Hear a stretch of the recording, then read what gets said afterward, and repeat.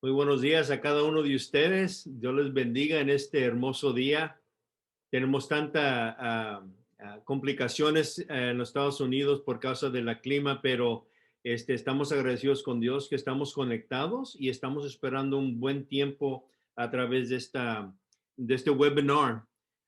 Un saludo muy fuerte a cada uno de ustedes y Dios les bendiga. Vamos a orar y así, sin demorar más tiempo, se la pasamos al pastor Juan Marcos. Padre, en estos momentos te damos gracias por tu amor, tu misericordia. Damos gracias, Señor, por todo lo que tú estás haciendo en nuestras vidas y a través de estos estudios de Romanos explicado. Gracias, Señor, porque tú eres que estás en control de todo. Y en esta mañana, Señor, ponemos al pastor Juan Marcos en tus manos, que todo lo que hable, todo lo que enseñe en este día, Señor, venga directamente de tu corazón y toque los corazones de cada oyente. Bendice a cada uno en este día, te lo pidemos en el nombre de Cristo Jesús. Amén. Amén. Gracias, Pastor Frank. Bienvenidos a todos a continuar en Romanos explicado. Vamos ahora para Romanos capítulos 9, 10 y 11. El tema, recordando nuestro bosquejo, el tema Israel. Si nosotros fuéramos a saltar del capítulo 8 hasta el capítulo 12, estaríamos muy bien. Pero Pablo va a poner este tema en los capítulos 9, 10 y 11, un tema de interés personal para él. El tema de Israel, el tema de los judíos. La situación en las iglesias cuando Pablo está escribiendo su carta a los romanos, estamos en el año 57, antes o después de Cristo, el año 57, antes o después. Algunos lo están pensando. Sí, después de Cristo. Sí, es el año 57 después de Cristo. Y la situación en las iglesias es que los gentiles, ellos son más numerosos. Ya hemos cambiado desde tener en Jerusalén, pues una iglesia mayoría judíos, y ahora tenemos pues iglesias por todos lados del mundo mediterráneo y tenemos gentiles, tenemos muchos gentiles, gloria a Dios, muchos gentiles, entonces más numerosos. Y los judíos, ellos tienen más influencia. ¿Y por qué más influencia? ¿Por qué van a tener más influencia? Es porque ellos pues tienen Torah, ellos tienen el conocimiento del Antiguo Testamento, ellos tienen pues toda esa herencia y todo. Es como de pronto en una iglesia en siglo XXI, si se añaden a la iglesia hermanos quienes ya vienen de otras buenas iglesias con buenos fundamentos bíblicos, ellos pueden ser pocos, así en número, pero sí van a tener una influencia muy importante en la iglesia por lo que ellos traen. Entonces, la pregunta del millón en cuanto a Israel es, ¿cómo es que, como dice Juan en su evangelio, los suyos, cómo es que los suyos, dice en Juan capítulo 1, que vino a los suyos, o sea, hablando de Israel, hablando de los judíos, vino a los suyos, son los suyos, son de él, vino a los suyos y los suyos no lo recibieron. ¿Cómo así? Esa es la gran pregunta. ¿Cómo es que Israel no recibió a su Mesías? ¿No te parece la pregunta más increíble? Pues tienes la Biblia y bueno, si una persona que no sabe nada de la Biblia la coge y la lee así completico, va a decir dos cosas. Va a decir, este libro tiene que ver con Israel. ¿Y qué pasó con Israel? Esa es la gran pregunta.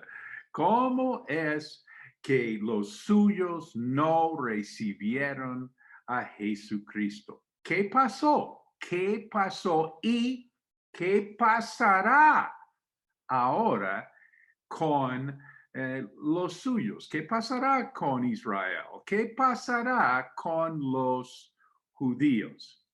Anotamos que en capítulos 1 al 8 en Romanos, el enfoque es sobre la salvación individual de cada persona.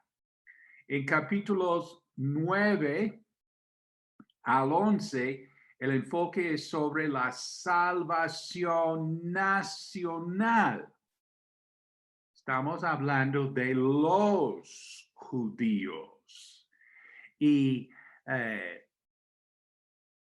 esto tiene que ver con las promesas que Dios hizo a Israel. Y bueno, tengo que cuidarme porque cuando digo Israel, sí, la nación de Israel, pero lo que pasa es que quiero referirme a todos los judíos.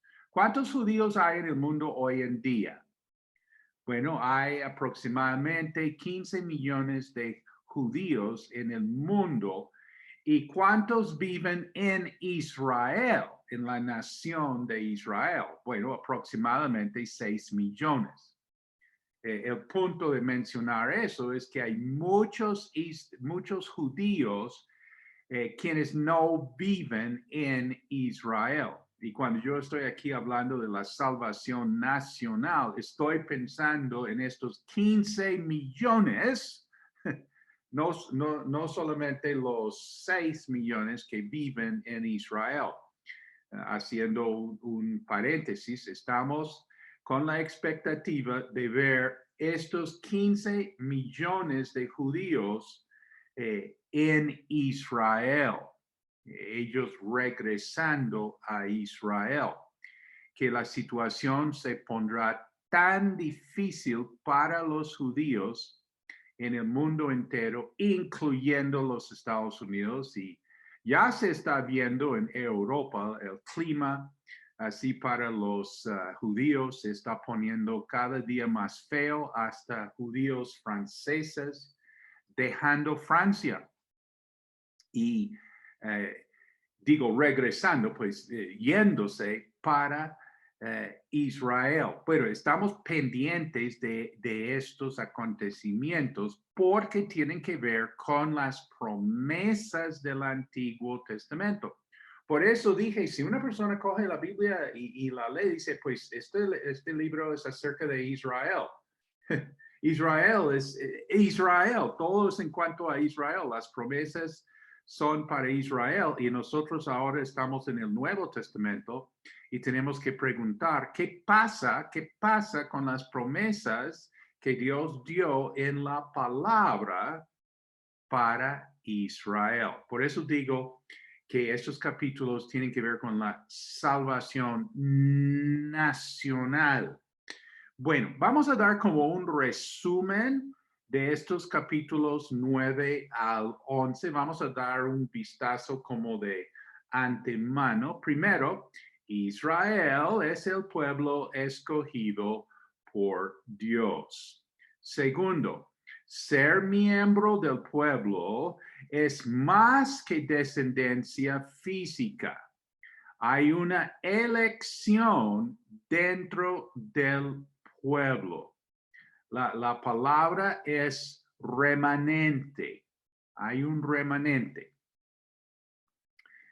Bueno, yo realmente en español y en inglés, yo sé que la palabra remanente se entiende, pero no se usa. De pronto alguien quiere comentar, a decir, no, uno habla mucho del remanente. Ayúdenme, yo realmente no conozco un contexto ni en español ni en inglés donde uno fuera a hablar mucho del remanente, pero sí es la palabra que tenemos en la Biblia. Hay un remanente. ¿Qué es este remanente? Pues es una elección dentro del pueblo físico, ¿sí? Ser miembro del pueblo es más que descendencia física. Hay una elección dentro del pueblo, un remanente. Tercero, esta elección no es injusta. Dios tiene el derecho de hacer lo que quiera. Número 4, Dios endureció los corazones para abrir la puerta a los gentiles. Dios endureció los corazones de Israel para abrir la puerta a los gentiles. Número 5, el error de Israel fue depender de los logros humanos, depender de la ley. Se rehusaron a aceptar el mensaje que la única manera de llegar a Dios, ¿te acuerdas? El justo por su fe vivirá. El error de Israel. Número 6, los gentiles no han de ser orgullosos. Este es el problema de los gentiles, el orgullo. Alguien comentó que el problema de muchos siervos de Dios son dos cosas, el orgullo y la pereza. Y aquí pues es el orgullo. Los gentiles pues no han de ser orgullosos. Pues ellos sí recibieron. Dice a los suyos vino, mas los suyos no lo recibieron. Mas a los que le recibieron. Entonces sí había otros quienes le recibieron. Entonces los gentiles no han de ser orgullosos. Número 7, los judíos se provocarán, sentirán celos. Celos en el buen sentido. Hay celos en el mal sentido, pero hay celos en el buen sentido, donde uno dice, no, yo quiero tener lo que otros tienen. Y esto pues me sirve, me ayuda. Me levanta celos en el buen sentido. Los judíos se provocarán, sentirán celos. Y número 8, hay salvación para judíos, para Israel y para gentiles. Entonces vamos a entrar ahora en el tema de la elección soberana de Dios. Este es el enfoque así de capítulo 9, en gran parte la elección soberana de Dios. Capítulo 9, versículo 1 a 6. Digo la verdad en Cristo, no miento, mi conciencia me lo confirma en el Espíritu Santo.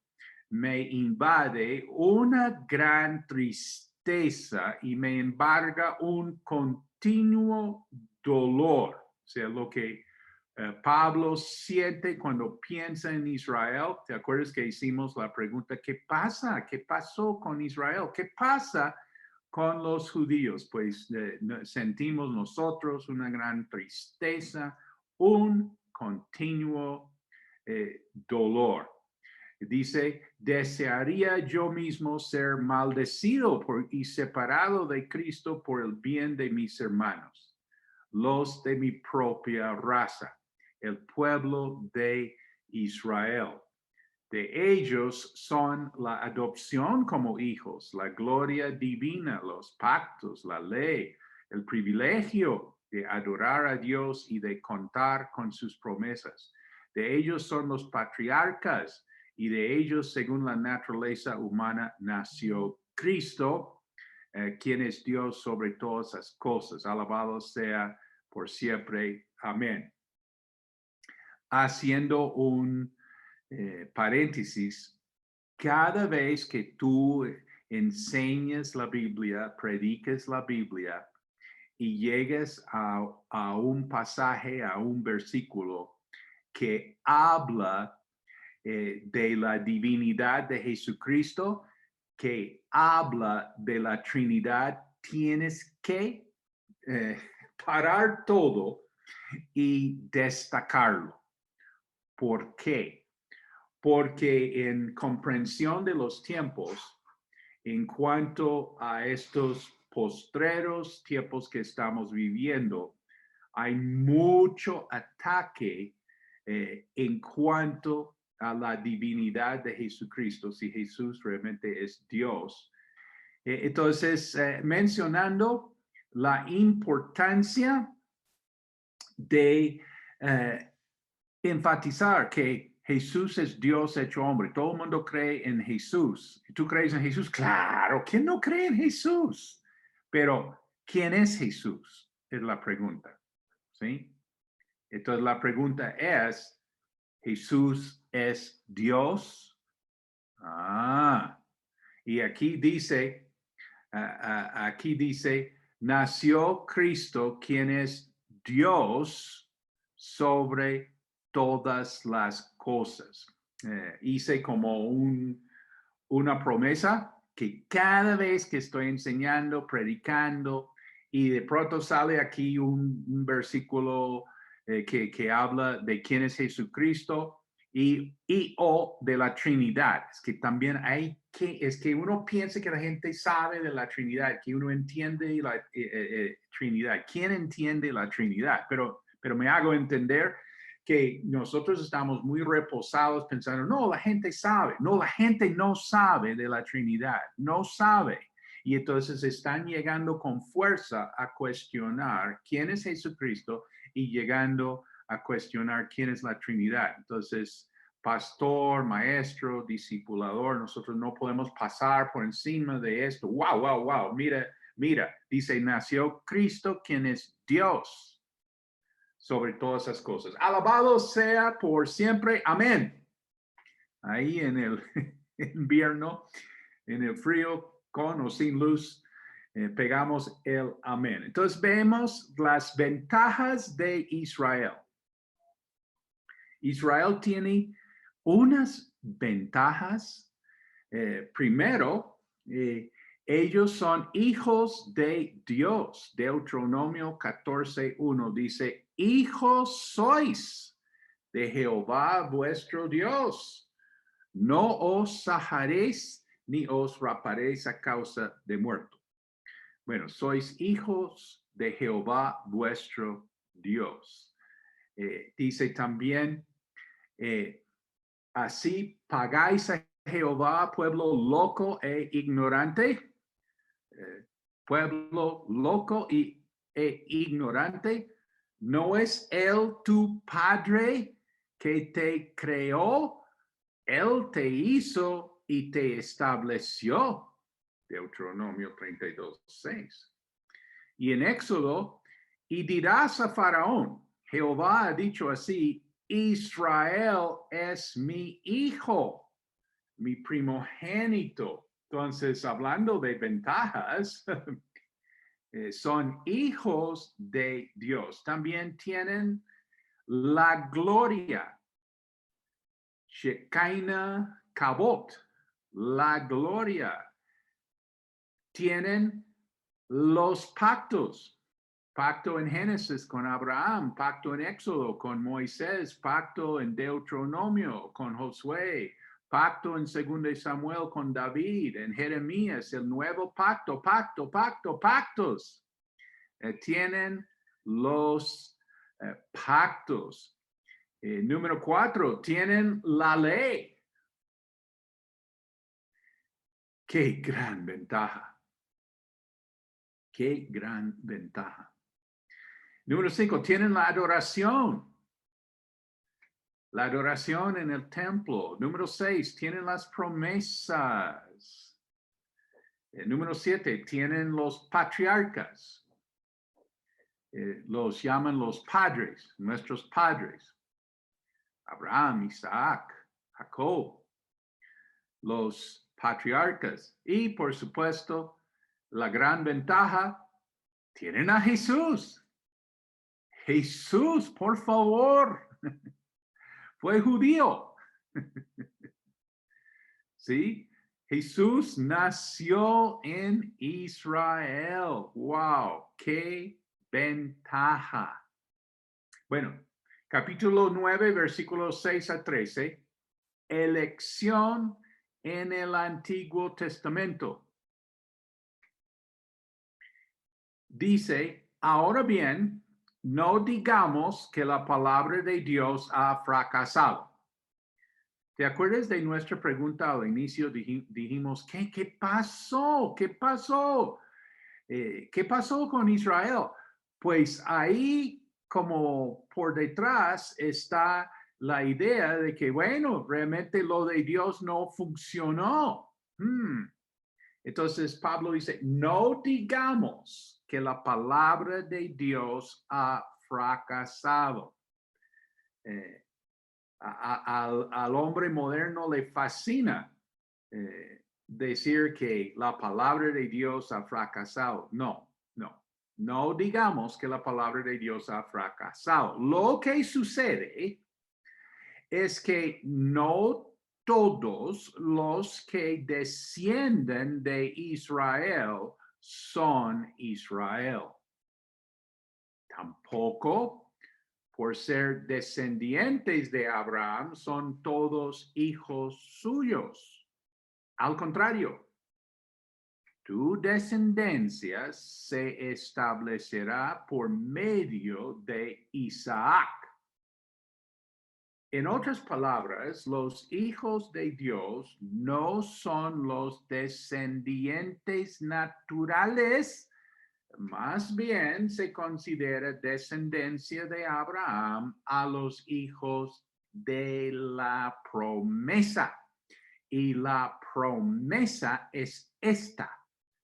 Dentro de un año vendré y para entonces Sara tendrá un hijo. No solo eso, también sucedió que los hijos de Rebeca tuvieron un mismo padre, que fue nuestro antepasado Isaac.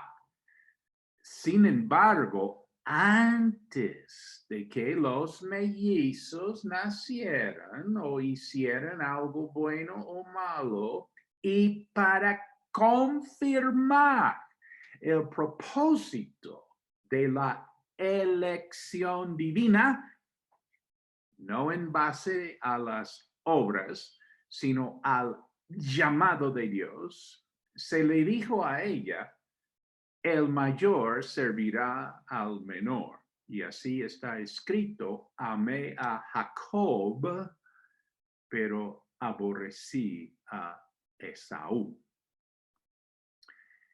Entonces la pregunta, si los judíos crucificaron a Jesús, ¿se derrotó el plan de Dios, el propósito de Dios? Respuesta, no.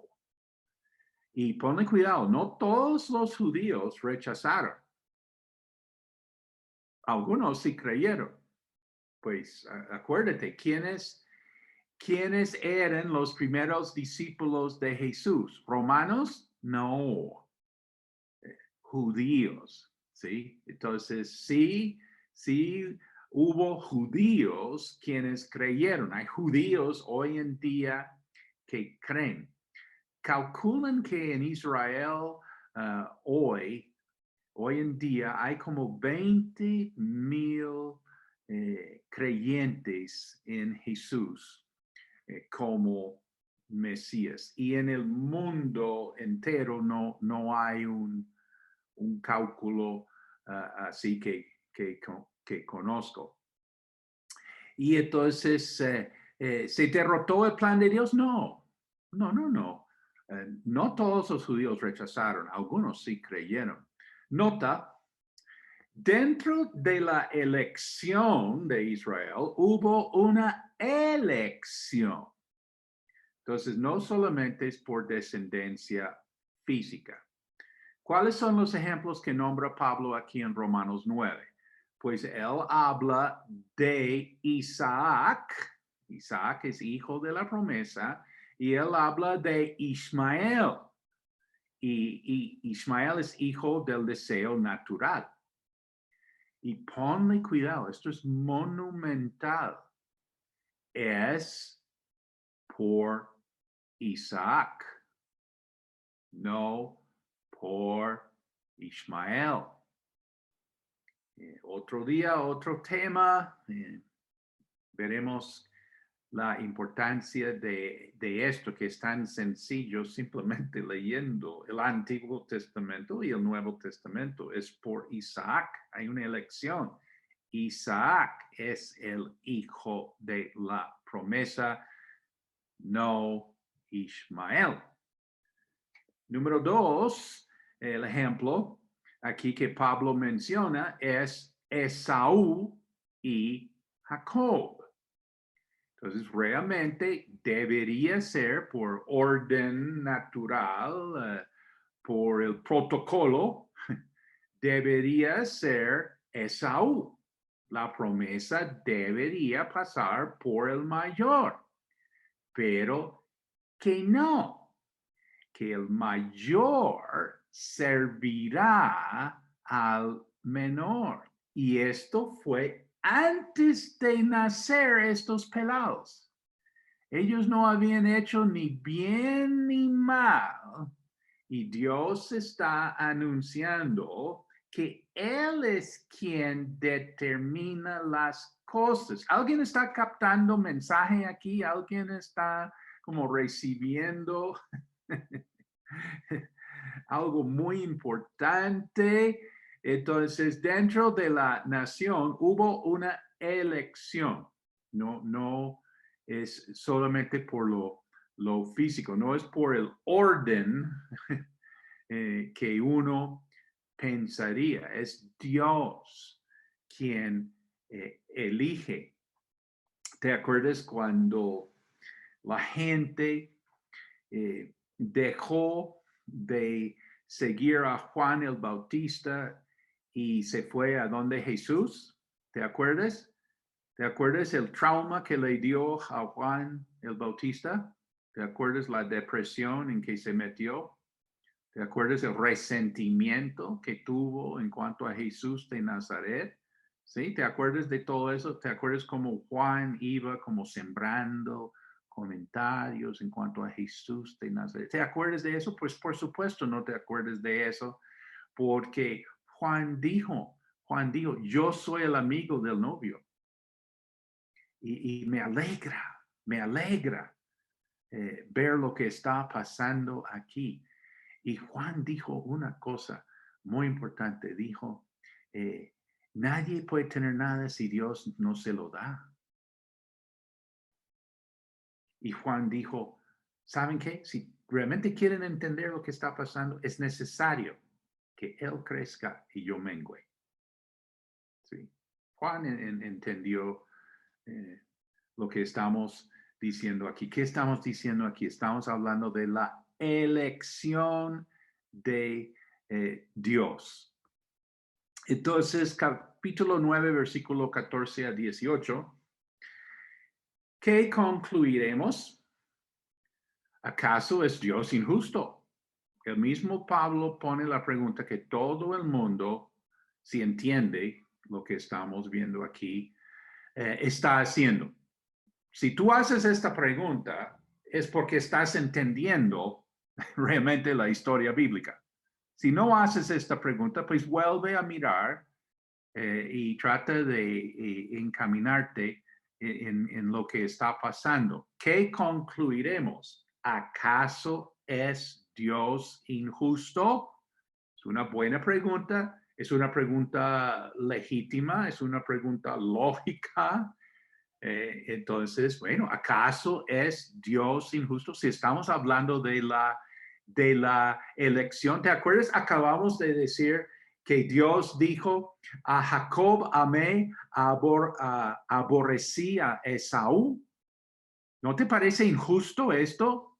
Ellos no habían hecho nada, ni siquiera habían nacido y Dios está diciendo esto. ¿No te parece injusto? Por eso la pregunta, ¿acaso es Dios injusto? Respuesta, digamos todos, 1, 2, 3, de ninguna manera, todos, de ninguna manera. Si no has hablado en el día de hoy, di eso, de ninguna manera. Versículo 15, es un hecho que a Moisés le dice, tendré clemencia de quien yo quiera tenerla y seré compasivo con quien yo quiera serlo. Por lo tanto, la elección no depende del deseo ni del esfuerzo humano, sino de la misericordia de Dios. Ese es un buen versículo para memorizar. ¿Cómo es? Por lo tanto, la elección no depende del deseo ni del esfuerzo humano, sino de la misericordia de Dios. Porque la Escritura le dice a Faraón, te he levantado precisamente para mostrar en ti mi poder y para que mi nombre sea proclamado por toda la tierra. Versículo 18. Así que Dios tiene misericordia de quien Él quiere tenerla y endurece a quien Él quiere endurecer. Entonces, otra vez esta pregunta. Si la elección es basada en la voluntad de Dios, solo en la voluntad de Dios, ¿es justo? Respuesta, Dios hace lo que quiere. Veamos. Número 1, Dios escogió a Israel porque quiso. El versículo 16, por lo tanto, la elección no depende del deseo ni del esfuerzo humano, sino de la misericordia de Dios. Entonces, primero tenemos Israel. Estamos viendo que Dios hace lo que quiere, pues Dios quiso elegir a Israel. Y tenemos por el otro lado el ejemplo de Faraón. Dios endurece el corazón de los que han rechazado a él. Faraón rechazó al Dios de Israel. Ponle cuidado que él no endureció a Faraón en contra a su voluntad, ¿sí? No, es que Faraón rechazó y en consecuencia vino este juicio sobre él, no en contra a su voluntad. Y bueno, los simples hechos, ¿no? Que en el libro de Éxodo, tantas oportunidades tuvo Faraón de cambiar. Y entonces se echaba para atrás y bueno, por fin ya realmente se quedó. Ahí también hablando de Esaú. Esaú pensó, no, pues yo después arreglo lo de la primogenitura, pero dice, aún después, cuando él trató de arrepentirse, él no pudo, aunque él buscó con lágrimas, lloró. Es que hay gente que llora mucho, pero lo que pasa es que esto está grave. El hecho de rechazar a Dios es algo grave. Uno dice, no, yo después arreglo con Dios, ¿sí? Y uno no sabe lo que le puede pasar. Bueno, entonces, versículos 19 a 29, ¿cómo puede Dios culpar al hombre? Siempre seguimos con esa inquietud. Nota, Dios no rinde cuentas a nadie. Capítulo 9, versículo 19, pero tú me dirás, entonces, ¿por qué todavía nos echa la culpa Dios? ¿quién puede oponerse a su voluntad?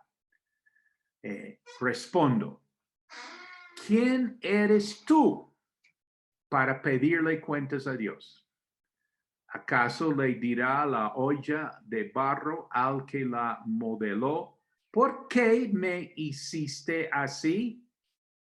¿No tiene derecho el alfarero de hacer del mismo barro unas vasijas para usos especiales y otras para fines ordinarios?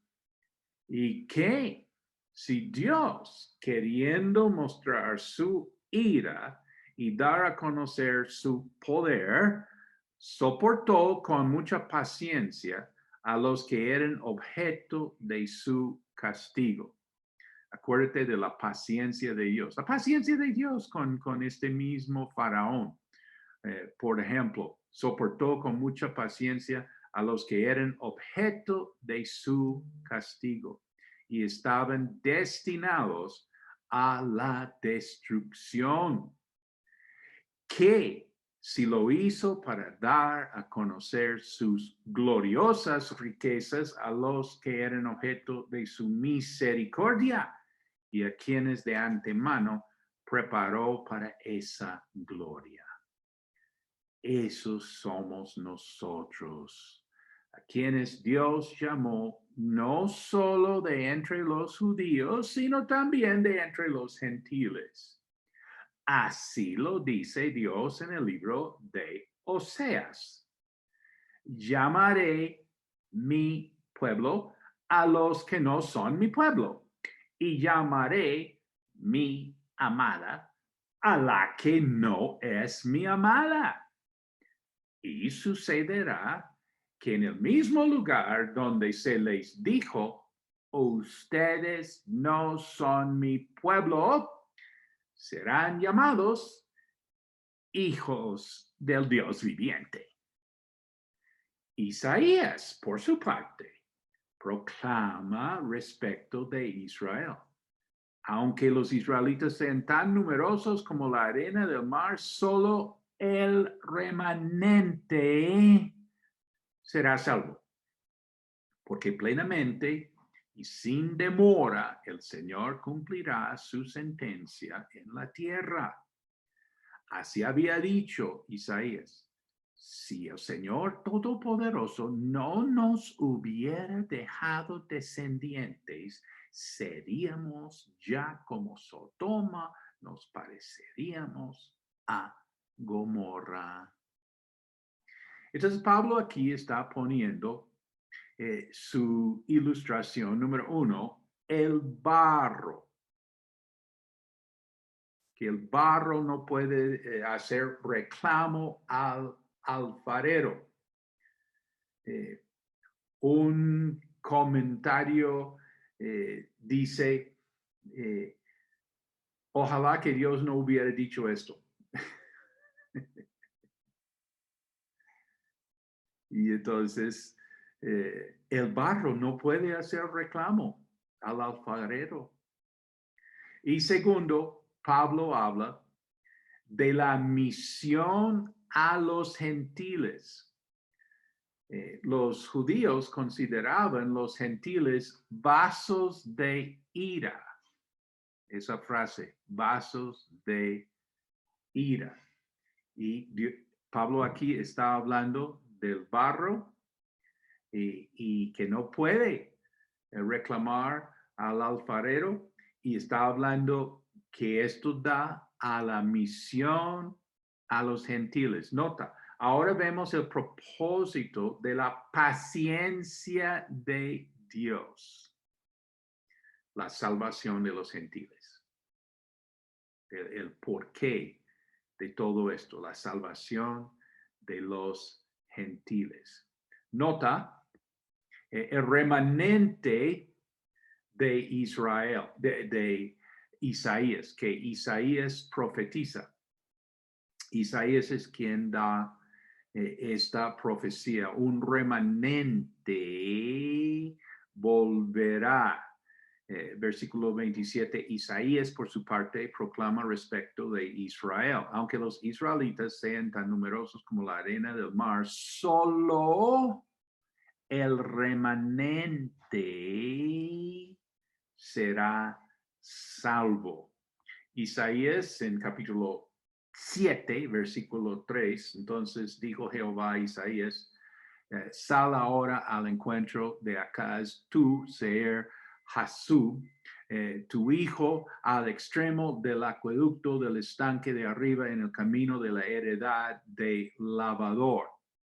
Este nombre del hijo, Seir, Hasub, significa un remanente volverá. Entonces, en un contexto histórico, ¿sí? Está llegando el enemigo y el profeta ha de anunciar, así con el nombre de su hijo, así que un remanente volverá.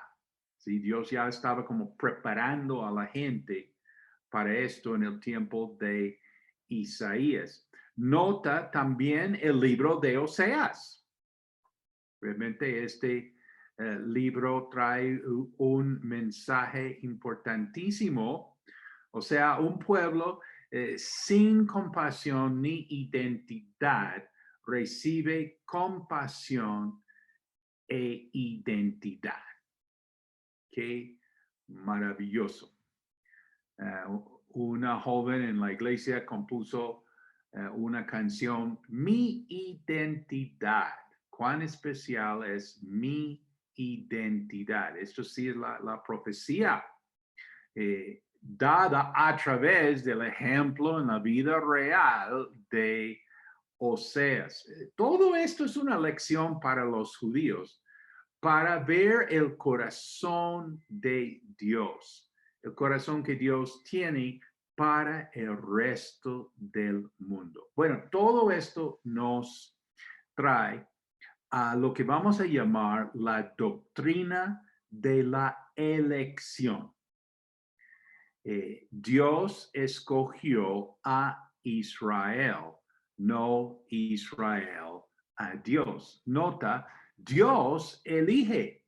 Pues imagínate, tenemos a Abel y Caín, los patriarcas, Isaac, Ismael, Jacob, y Esaú, José y los hermanos. Vez tras vez estamos viendo la elección de Dios. Observación número 1, los judíos no dimensionaron el significado de su elección. Dice en Deuteronomio, solamente de tus padres se agradó Jehová para amarlos y escogió su descendencia después de ellos, a vosotros de entre todos los pueblos como en este día. Imagínate, qué privilegio la elección de Dios. Segundo, la elección no fue porque Israel fuera bueno. Dice también en Deuteronomio, no pienses en tu corazón cuando Jehová tu Dios os haya echado delante de ti diciendo, por mi justicia me ha traído Jehová a poseer esta tierra. Eso es para subrayar. No pienses esto en tu corazón. Por mi justicia me ha traído Jehová a poseer esta tierra. Pues por la impiedad de estas naciones, Jehová las arroja de delante de ti, no por tu justicia. ¿Alguien está subrayando en su Biblia? No por tu justicia, ni por la rectitud de tu corazón entres a poseer la tierra de ellos, sino por la impiedad de estas naciones, Jehová tu Dios las arroja de delante de ti, y para confirmar la palabra que Jehová juró a tus padres, Abraham, Isaac y Jacob. Nota, si fuéramos a recibir lo que realmente merecemos, No. ¿Sabes una cosa? Dios no tiene que salvar a nadie. Nosotros ahí luchamos y nos incomodamos. Uno dice, a mí me incomoda lo que dice la Biblia. ¿Sí? Uno está todo incomodado. ¿Sí? Y nosotros protestamos y todo. Pero hágame el favor, Dios no tiene que salvar a nadie. ¿Sí? Él no está en obligación de salvar a nadie. Entonces la pregunta es, ¿por qué entonces Él salva? Él sí salva. ¿Pero por qué? La respuesta tú sabes. Misericordia. Su misericordia. Punto 3. Israel tampoco fue grande en número. ¿Sí? En Deuteronomio dice, no por ser vosotros más que todos los pueblos os ha querido Jehová y os ha escogido, pues vosotros erais el más insignificante de todos los pueblos. Por favor, cristiano, gentil o judío o gentil, eh, ¿qué somos nosotros? Bueno, según la palabra de Dios, el más insignificante de todos los pueblos. El orgullo no puede ser característica nuestra. ¿Sí? Nosotros no tenemos el lujo de proyectar una superioridad sobre los demás, de creernos quién sabe qué cosa, ¿sí? De mirar para abajo a cualquier gente. No podemos, porque nosotros éramos el más insignificante de todos los pueblos.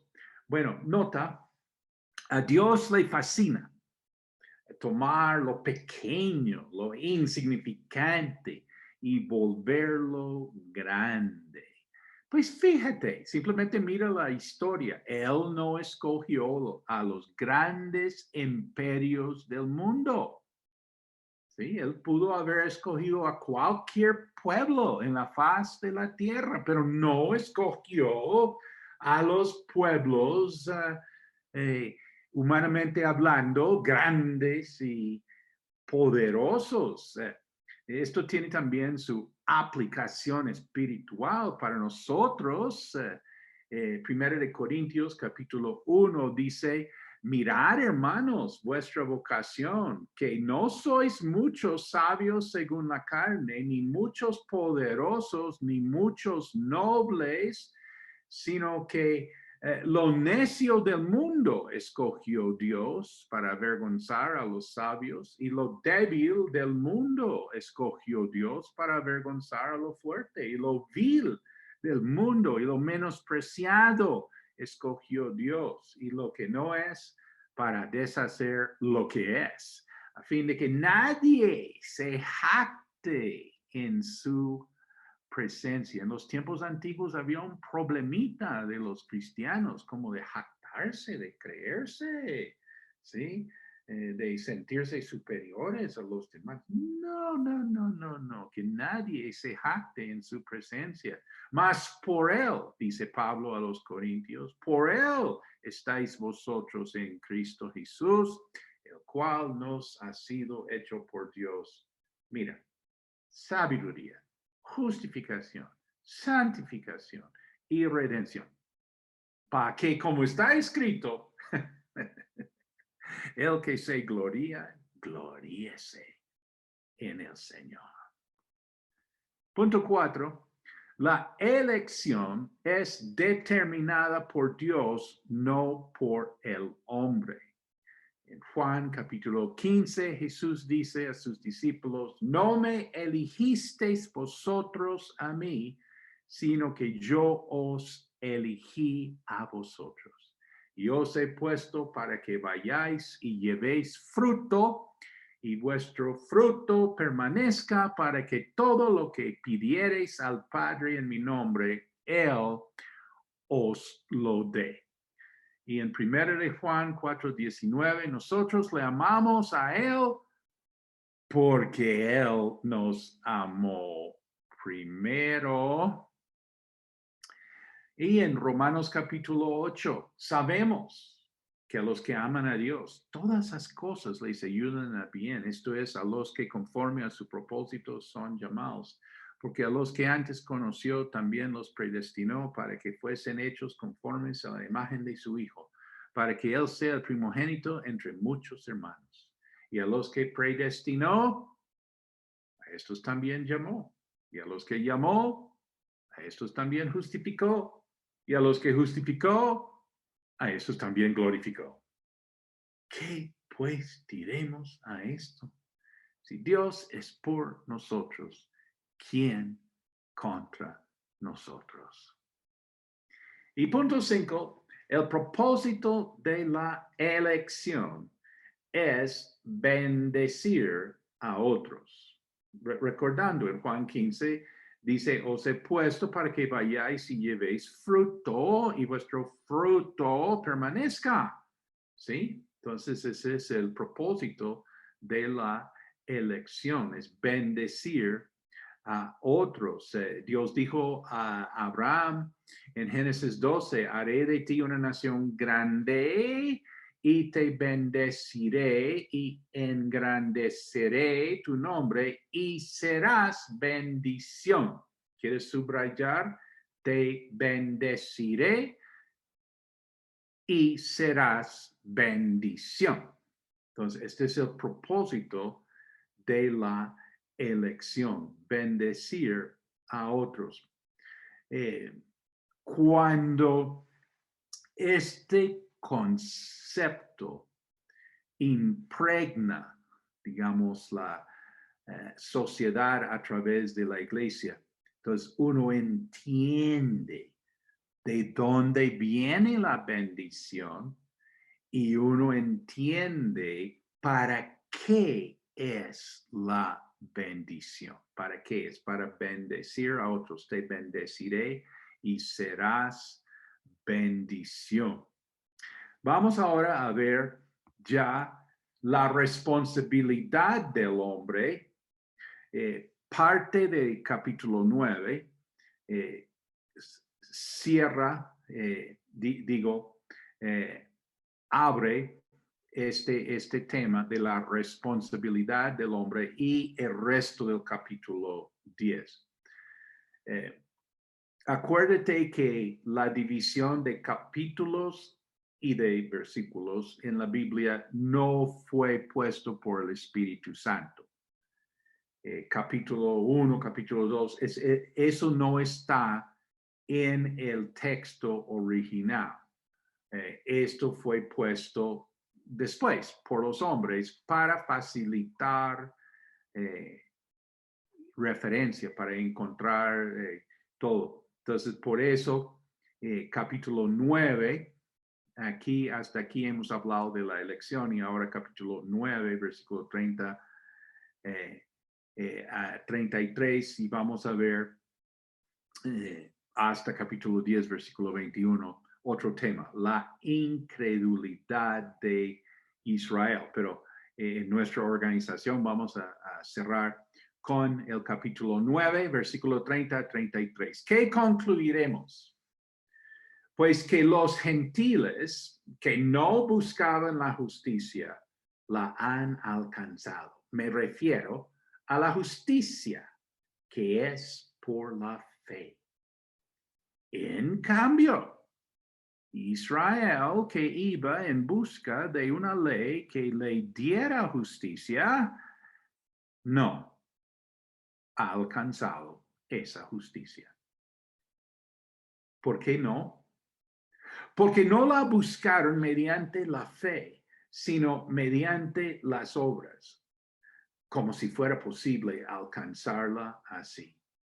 Por eso tropezaron con la piedra de tropiezo, como está escrito. Miren, que pongo en Sión una piedra de tropiezo y una roca que hace caer. Pero el que confíe en él no será defraudado.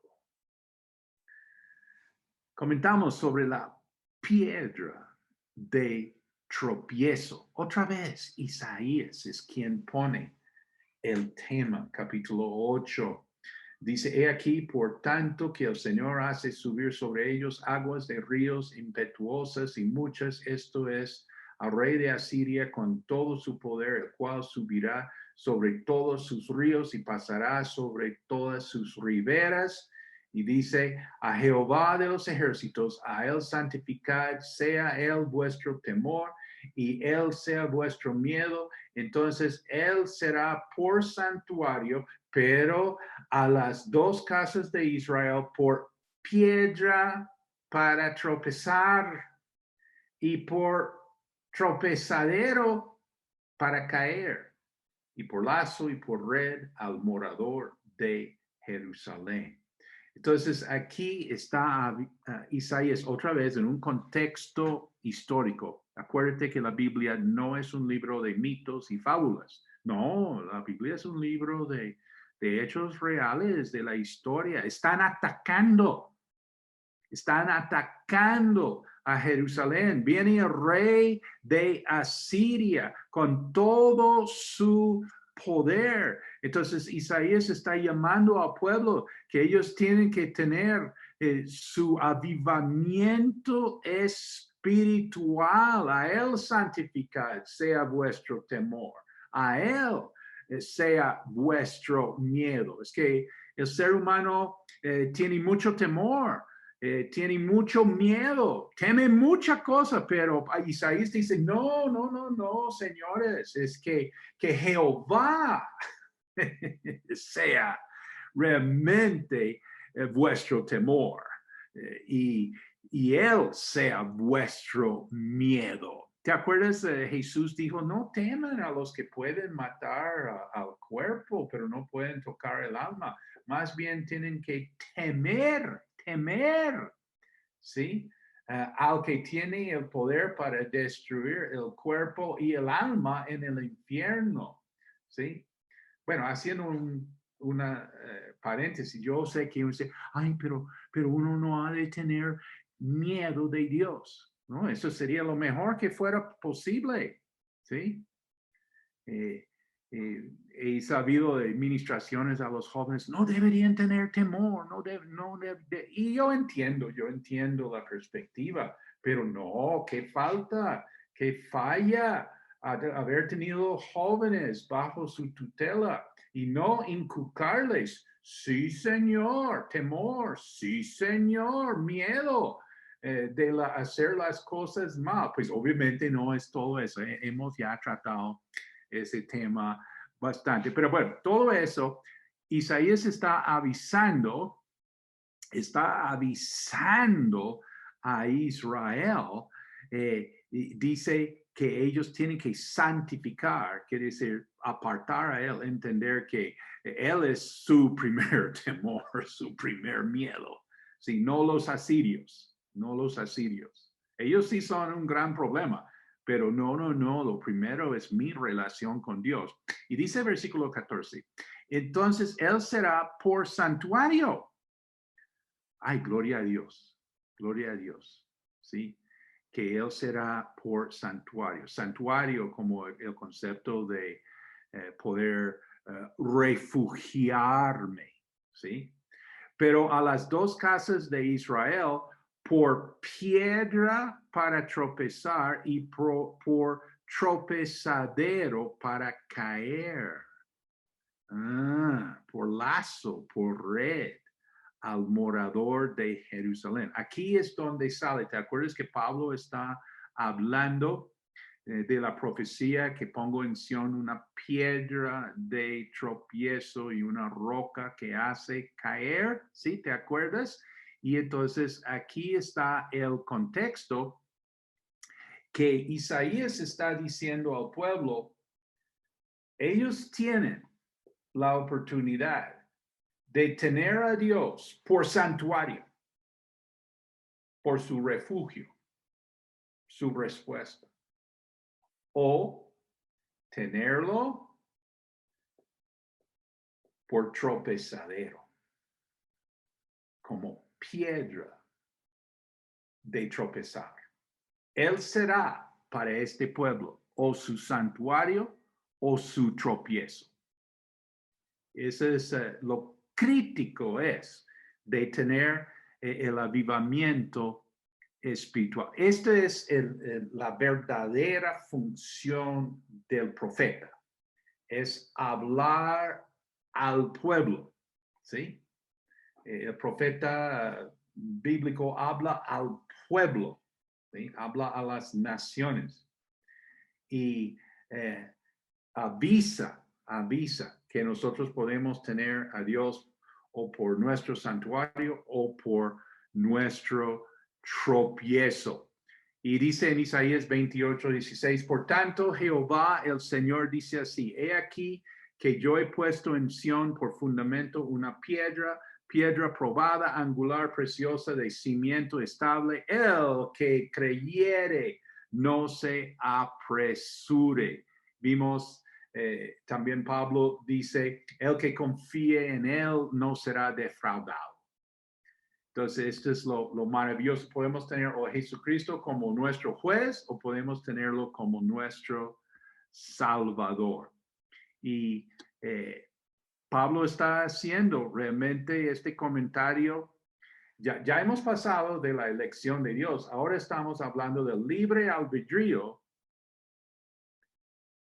de Israel, de la decisión de Israel, teniendo la oportunidad de tener a Dios, a su Dios, como su santuario o como su piedra de tropiezo. Dice en 1 de Pedro, capítulo 2, en la nueva traducción viviente, dice, desháganse de toda mala conducta, acaben con todo engaño, hipocresía, celos y toda clase de comentarios hirientes. Como bebés recién nacidos, deseen con ganas la leche espiritual pura para que crezcan a una experiencia plena de la salvación. Pidan a gritos ese alimento nutritivo ahora que han probado la bondad del Señor. Ahora ustedes se acercan a Cristo, quien es la piedra viva principal del templo de Dios. La gente lo rechazó, pero Dios lo eligió para darle gran honra. Y ustedes son piedras vivas con las cuales Dios edifica su templo espiritual. Además, son sacerdotes santos. Por la mediación de Jesucristo, ustedes ofrecen sacrificios espirituales que agradan a Dios. Como dicen las Escrituras, pongo en Jerusalén una piedra principal elegida para gran honra, y todo el que confíe en él jamás será avergonzado. Así es, ustedes los que confíen en él, reconocen la honra que Dios le ha dado, pero para aquellos que lo rechacen, ahora viene el otro lado, la piedra que los constructores rechazaron, ahora se ha convertido en la piedra principal. Además, Él es la piedra que hace tropezar a muchos, la roca que los hace caer. Tropiezan porque no obedecen la palabra de Dios y por eso se enfrentan con el destino que les fue preparado. Y para terminar, siempre recordando Salmo 118, versículo 22, la piedra que desecharon los edificadores ha venido a ser cabeza del ángulo. Vamos a orar. Padre Celestial, te damos gracias que nosotros una vez más podemos recordar que Cristo es Dios sobre todas las cosas. Alabado sea por siempre. Y recordamos hoy, Señor, en Romanos capítulo 9, recordamos la elección tuya. Y que conste que estamos aquí, Señor, agradecidos por tu misericordia. Sigue obrando tus propósitos en la vida, en la familia, en el trabajo, en el ministerio de cada uno. Aún en este día de hoy te lo pedimos en el nombre de Cristo Jesús. Amén. Dios les bendiga. Muchísimas gracias, Pastor Juan Marcos. Otra vez un excelente estudio en esta mañana. La elección. Sabemos que Dios es soberano y Dios ya ha seleccionado. Esto incluye también quién va a ir al cielo, quién va a irse con él, quién va a ser salvo o no. Sí, precisamente nosotros estamos viendo la salvación individual. ¿Te acuerdas en Romanos 8 que vimos que Dios predestinó? Que sí, mi salvación individual fue predestinada. Pablo también en Efesios, capítulo 1, habla de que nosotros somos predestinados. Y entonces, que sí, la salvación individual es un asunto de la elección de Dios. Y estamos ahora viendo también en cuanto a la elección de Israel.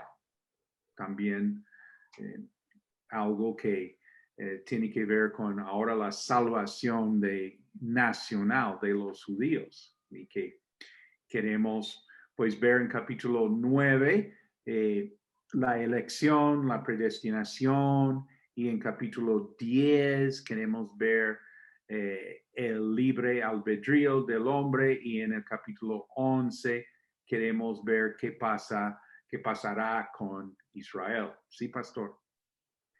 Bueno, alguien dijo que cuando nosotros lleguemos al cielo vamos a ver el letrero así sobre la entrada y que va a tener el versículo que dice, el que quiera, venga. ¿Sí? Enfatizando el libre albedrío.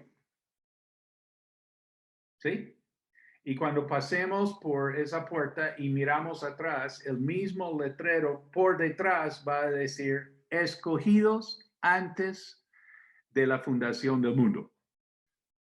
Ahí enfatizando la elección, la predestinación, que son dos verdades maravillosas que tenemos aquí en el mismo libro de Romanos. Estamos viendo la elección y el libre albedrío. Y para nosotros a entender, a poder reconciliar estas dos verdades, pienso que no alcanzamos, que estamos obligados a creer en ambas. Estamos obligados a creer en Romanos 9. Estamos obligados a creer en Romanos 10. Si tratamos de explicar, no, es que Dios eligió, Dios hizo todo, Dios, ¿sí? Y entonces vamos a violar el libre albedrío, ¿sí? Si nosotros decimos, no, es que tú decides, tú, entonces vamos a dejar por fuera la soberanía de Dios. Es como un ferrocarril que tiene los dos carriles. Tenemos que andar sobre ambos. Si nosotros tratamos de unirlos o separarlos o dejar uno por fuera, y entonces el tren se va a estrellar. Y uno en su teología, hasta en su vida, puede estrellarse si no tiene en cuenta la elección y la decisión del hombre. Necesitamos tener estas dos cosas. Y uno siempre se pregunta por el reformador Juan Calvino, ¿sí? Quien enfatizó, ¿alguien sabe qué enfatizó él? Él enfatizó la elección ¿sí? Él enfatizó la predestinación. Y entonces esto se llevó, digamos, a agrandarse y ser tomado muy, pienso, muy fuera de contexto. Pienso entender a Calvino porque él fue pastor. Sí, fue teólogo y sí, todo, pero él fue pastor. Y en su ministerio pastoral, él se dio cuenta de que la gente no tenía así la elección de Dios en su vida. Y como pastor, es que él visitaba a las personas en su lecho de muerte. Yo cuestiono a muchos que enseñan cosas hoy en día. Digo, ¿no son pastores ustedes? ¿No disipulan a las personas? ¿Ustedes disipulan a los jóvenes diciéndoles que son víctimas en este país? ¿Verdad? Me pregunto, yo disipulo jóvenes también y tú también, te respeto, pero pregunto, ¿tú disipulas a gente diciéndoles que son víctimas en esta nación? En este siglo XXI, ¿verdad? Sí, o sea, yo no entiendo, no entiendo. ¿Tú a qué gente estás ayudando en el discipulado cristiano con los conceptos que la iglesia está tomando del mundo y felices tratando de quedar bien ahí con los conversos? ¿En serio? Entonces yo digo, pues Juan Calvino, él como pastor fue muy formado. Yo reconozco que yo soy muy formado por mi ministerio pastoral. ¿Y qué veía Juan Calvino? Él vio que cuando él estaba con la gente en su lecho de muerte, en este contexto cultural, un pastor estaría con la persona. Una persona se moría en la casa, se moría con la familia en su alrededor y con su pastor. El pastor estaría allá. Juan Calvino estuvo en muchos lechos de muerte. Y él se dio cuenta, pero ¿por qué esta gente no tiene la seguridad de la salvación? Porque piensen que realmente su eternidad es porque ellos hayan hecho bien o hayan hecho mal. Y entonces él enfatizó, no, no, no, señores, es que Dios nos predestinó. Dios nos llamó, ¿sí? Dios nos justificó, Dios nos glorificó, mejor dicho, enfatizaba la elección de Dios para confort para las personas en este momento en su experiencia con Dios. Y por eso digo que pienso, algún día quiero hablar con Juan Calvino, voy a preguntarle, pastor, ¿verdad que usted realmente se le fue la mano porque usted vio, sabes que a un pastor le puede irse la mano? Se le puede ir la mano. Yo me acuerdo, Pastor Frank, cuando comencé en los caminos del Señor, fue mucho énfasis en la palabra de fe. Usted de pronto se acuerda de ese tremendo énfasis en los años 70. Y entonces, mi pastor en California, Don Pickerel, él me comentó sobre uno de los bien conocidos maestros de la fe. Y entonces, Don Pickerel fue como que compañero o conocido de uno de ellos desde su juventud. Y entonces Don Pickerel le preguntó a este otro maestro súper conocido, y yo no voy a decir su nombre, no porque que no pudiera hacerlo, porque qué tal si me equivoco, porque pero me acuerdo que mi pastor Don Pickerel me dice, yo hablé con él y le dije, ¿por qué tú estás tan por el lado de la fe? Tan por el lado de la fe. O sea, ¿no crees que se te ha ido la mano? Y el otro le dijo, sí, pero lo que pasa es que la iglesia está al otro lado. Y hay que traer la iglesia de ese lado, ¿sí? Y Dios mediante, sí, vamos a quedar equilibrados, ¿sí? Eso es, entonces, sí reconozco que uno como pastor, uno quien de verdad está discipulando a la gente, se da cuenta de necesidades de la gente, entonces uno enfatiza alguna cosa. Entonces, todo eso a decir que en el contexto, tú ves que a veces hay que enfatizar Romanos 9. Romanos 9. Y en otro día, Romanos 10. Romanos 10. Sí necesitamos ambos. No podemos dejar por fuera ninguno de estos capítulos, ninguno de estos conceptos en cuanto a la elección y el libre albedrío. Gracias, pastor.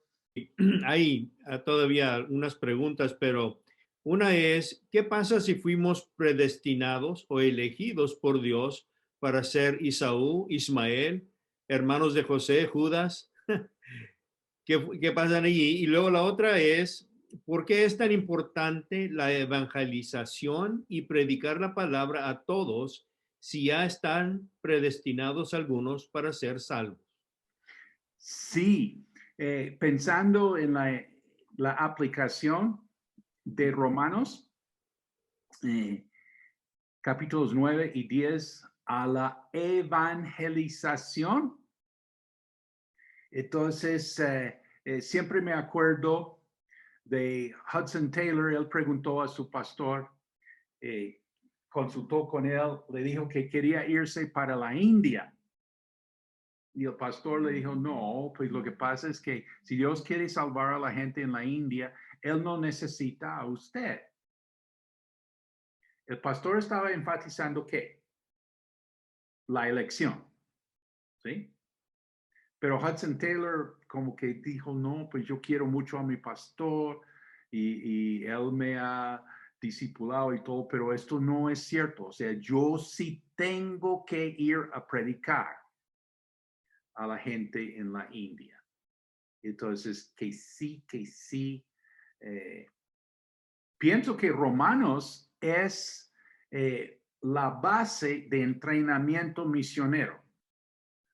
Como tú interpretes el libro de Romanos, va a influir en gran manera sobre tu concepto de las misiones, si las misiones realmente son tan importantes, si realmente hemos de hacer tremendo esfuerzo por hacer esto, porque si Dios tiene a la gente ya elegida, entonces pues esa gente llegará como sea, pues nadie puede parar a Dios, ¿sí? Y eso es en el calvinismo clásico un gran error, ¿no? De pensar que no, pues ellos van a ser salvos porque van a ser salvos. Y los que van a ser condenados, ¿ya qué? ¿Sí? Entonces, pues realmente enfatizo en el mismo capítulo 10, porque en el mismo capítulo 10 dice, pues, ¿cómo creerán si nadie les ha predicado? ¿Sí? Que realmente vamos a enfatizar el libre albedrío. Las personas tienen que tener esta oportunidad de escuchar. Entonces, sí. Esto es muy importante para la evangelización. Y por el lado de la resignación, uno dice, no, yo soy un Judas. Yo soy un Esaú. ¿Yo qué hago? ¿Sí? Entonces, pues, creo que no, porque pues, aún hablando de Esaú, en el libro de Hebreos, básicamente el autor está diciendo que no, ustedes no son profanos como Esaú, quien vendió su primogenitura por una comida. Entonces, pues, que no. Para la persona quien se siente Esaú, entonces que no. El libro de Hebreos dice no, nosotros no no dejamos así esa raíz de amargura. Nosotros no somos profanos como Esaú. Entonces, gloria a Dios, yo no soy un Esaú y tampoco soy un Judas, porque yo sí confieso con mi boca que Jesús es el Señor. Yo sí creo en mi corazón que Dios le levantó de los muertos. No soy un Judas. Tranquilo, tú no eres ni Esaú ni Judas. Entonces puedes tener confianza. Y ahora sí quiero citar a Calvino, decir, no, que realmente esto sí fue determinado. Eso fue determinado, predestinado antes de la fundación del mundo. El Señor nos conoció. Todo esto es de antemano. Entonces, sí, vamos a levantarnos. Y no somos víctimas. ¿Sí? Si yo fuera un Esaú, un Judas, un faraón, pues, ¿qué? Sería yo un víctima. ¿Sí? Y a la gente le fascina estar en plan de víctima, porque pues ¿quién me está haciendo víctima? Pues Dios. Dios es quien me hace víctima. Mi inconformidad es primeramente con Dios. Mi rebelión es primeramente con Dios. Entonces, sí, buenas observaciones.